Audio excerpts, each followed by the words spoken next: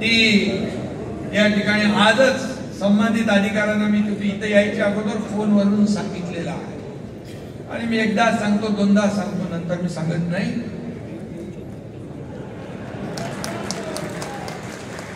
शेवटी आपली बांधिलकी लोकांची आहे. लोकांना आपण अँसरेबल, लोकांना आपण उत्तरदायी आहोत आणि त्यामुळे मी आपल्याला एकच सांगतो, पूर्ण ताकदीने काम करा. ताकदीने जे काम आपण केलेत, मगाशी जो भिगे साहेबांचा नावाचा ऍप केलेला आहे, या योजना ज्या आहेत घराघरात पोचवा. आपण केलेलं काम घराघरात पोचवा. आता जे काम आपलं 7-8 महिन्यापासून सुरू झालंय, देवेंद्रजी आणि आम्ही टीम म्हणून काम करतोय, सरकारचं महायुतीचं काम, ते देखील लोकांपर्यंत पोचवा.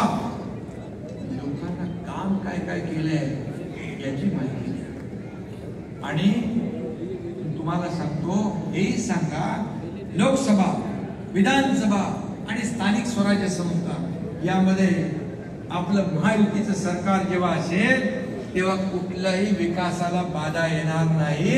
नाहीतर अनेक लोक विकासामध्ये खोडा घालण्यासाठी बसलेले आहेत.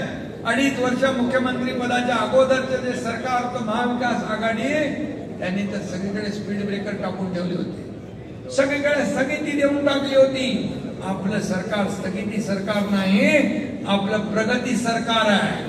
आपलं प्रगती सरकार आहे आणि या राज्याची प्रगती करण्याचं काम आपल्याला करायचं आहे.